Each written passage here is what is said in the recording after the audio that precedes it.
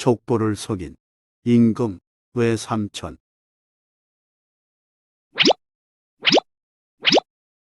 1849년 6월 조선 제24대 왕 헌종이 대의을 아들 하나 없이 세상을 떠나자 왕실에서는 서둘러 강화도에 있는 방계 왕족 출신인 이원범을 조선 제25대 임금으로 추대했습니다. 당시 이원범은 고아나 다름없는 처지였습니다. 할아버지와 할머니는 천주교 문제로 목숨을 잃었고 아버지와 형은 반역죄에 몰려 강화도로 귀양 왔다가 죽었으니까요.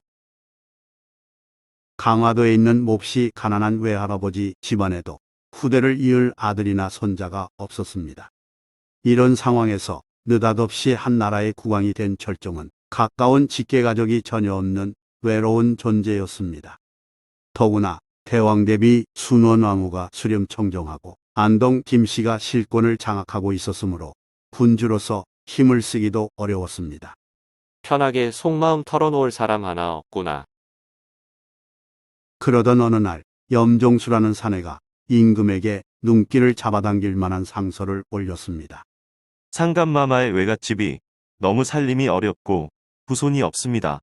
그러므로 같은 염씨로 양자를 들여 새로이 일가를 이루어야 할 것으로 생각됩니다. 이에 저의 아들을 양손자로 세워 끊어진 대를 잇게 하고 제사를 지낼 수 있도록 하고자 하오니 윤허하여 주시옵소서. 이 말인즉 철종 외가에 같은 염씨인 염종수가 자기 아들을 양자로 내놓겠다는 제안이었습니다. 철종의 어머니가 일찍 죽어 외가 집안을 제대로 알 수 없는 형편에서 대 끊긴 외가에 제사 지낼 수 있는 양자가 생긴다니 철종으로서는 더없이 반가운 소식이었습니다. 철종이 족보를 확인하니 염종수가 외삼촌이어서 철종은 더욱 기뻤습니다. 그럼 그의 아들은 외사촌이구나. 마음이 급해진 철종은 염종수 부자에게 대궐로 입골하도록 명했습니다. 한 걸음에 달려온 염종수 부자는 고개를 조아리며 천수가 매우 가까운 사이임을 강조하면서 처음으로 인사했습니다. 철종은 기적처럼 생긴 외삼촌과 외사촌 형제에게 인자한 얼굴로 말했습니다.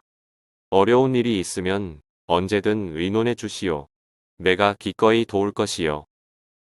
전하, 성은이 망극하옵니다. 쓸쓸하게 살아온 철종에게 외삼촌과 외사촌은 보통 사람의 친형제 이상으로 여겨졌습니다. 그래서 철종은 염종수를 외삼촌이라 부르며 전라도 수군절도사라는 벼슬도 함께 내렸습니다. 수군절도사는 한도의 수군을 통솔하는 일을 맡아보는 정삼품 외직무관이니 염종수는 졸지의 수직 상승에 당상관 벼슬을 얻은 것입니다. 국왕의 외삼촌 염종수는 새로운 인생을 시작했습니다. 그는 궁궐을 나오면서 이제 자신의 세상이 됐다고 생각했습니다. 염종수는 평민에서 일양 높은 벼슬로 신분만 형격히 달라진 게 아니라 생활이나 처신까지 완전히 바뀌었습니다. 그는 남에게 내세울 게 없어 벼슬아치에게 굽신거리던 과거에서 누구든 내려다보는 거만한 현실을 마음껏 즐겼습니다. 급기야 염종수는 갖은 횡포를 부렸습니다. 그거 마음에 드는구나. 이리 내놓거라. 염종수는 백성으로부터 재물을 빼앗고 날마다 술과 여자에 파묻혀 하루하루를 보냈습니다. 권력이란 참으로 좋구나. 기생이 따라주는 술을 마시면서도 염종수는 어떻게 더 많은 재산을 축제할지 연구했습니다. 그러면서 염종수는 자기 머리가 비상하다고 자화자찬하며 슬며시 미소를 지었습니다. 그렇게 생각할 만한 이유는 족보에 있으니 그 사연은 다음과 같습니다.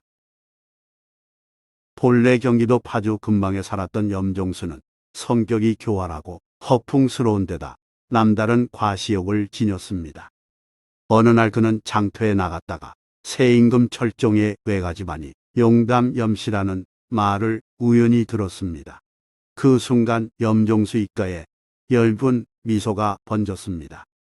용담염씨는 자신의 본관인 파주염씨에서 갈라져 나왔기에 엄밀히 따지면 임금과 자신은 한 뿔이라고 판단한 까닭입니다. 이와 더불어 염종수의 머리에 뭔가 번뜩였습니다. 야심이 생긴 염종수는 다음날 강화도로 달려갔습니다. 철종의 외할아버지 염송화 집안은 자손이 끊어져 아무도 찾아볼 수 없었고 그 가족의 무덤도 돌보는 사람 하나 없는 폐허와 같았습니다. 용담 염씨라는 글자가 조금 마음에 걸렸지만 그건 당장의 문제로 여기지 않으면서 염종수는 혼잣말로 중얼거렸습니다. 내가 짐작하고 예상했던 대로구나. 내게 드디어 절호의 기회가 찾아온 거야.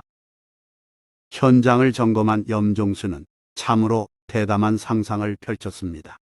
내 아들을 상감마마, 외할아버지의 손자로 세우면, 그러면 자연스레 내 아들은 상감의 외사촌이 되고 나는 상감의 외삼촌이 되겠지. 이 얼마나 좋은 일인가. 염종수는 자신의 상상을 현실로 만들어줄 치밀한 계획을 세웠습니다. 그가 한양으로 가서 용담 염씨 족보를 구해 거기서 먼저 염송화 이름을 찾았습니다. 어디 보자.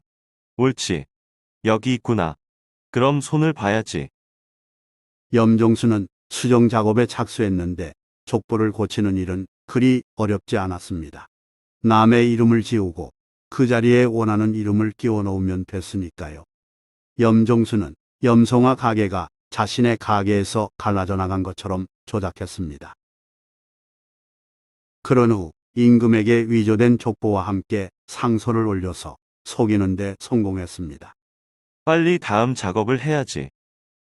염종수는 대궐을 나오자마자 이제 자신의 집안이 된 철정외가 묘역을 단장하기 위해 곧장 강화도로 향했습니다.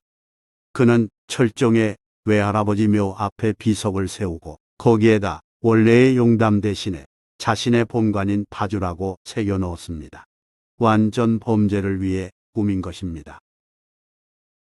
염종수는 이마에 흐르는 땀을 닦으며 흐뭇해했습니다. 나는 이제 완전히 이 나라 상감의 외삼촌이 된 것이야. 그리고는 위세를 떨치며 화려하고 방탕한 생활을 즐겼습니다. 그러나 몇 년 후 그에게 위기가 닥쳤습니다.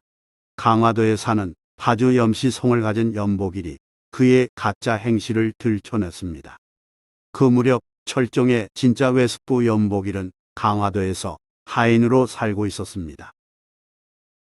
안동 김씨의 세력을 두려워한 염복일은 차라리 하인으로 사는 게 낫다고 판단해 조용히 숨어 살다가 염종수의 사기에 화가 나서 뒤늦게 사실을 밝혔습니다.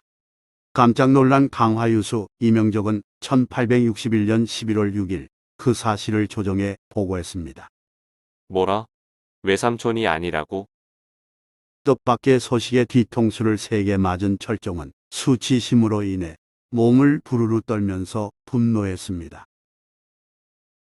철종은 어머니는 물론 조상에 대한 죄책감으로 몸을 가누지 못할 정도로 힘들어했습니다.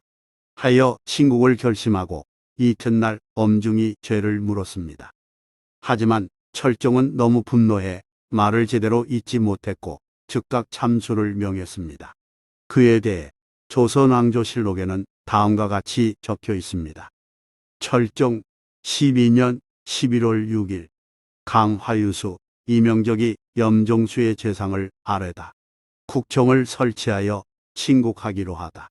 철종 12년 11월 7일 염종수를 친국하다. 염종수를 참수하다. 벌벌 떨던 염종수는 기군망상제로 처참한 죽음을 맞았고 그의 아들은 노비로 전락했습니다. 기군망상제는 군주를 속이고 윗사람을 농락한 죄라는 뜻입니다. 강화유수는 석공을 시켜 철정외가 염송화의 비문에서 파주라는 글자를 지우고 용담이란 글자를 새겨 넣도록 했습니다. 지금도 염송화 비석에는 글자를 깎아낸 오목한 자리에 그 흔적이 남아 있습니다.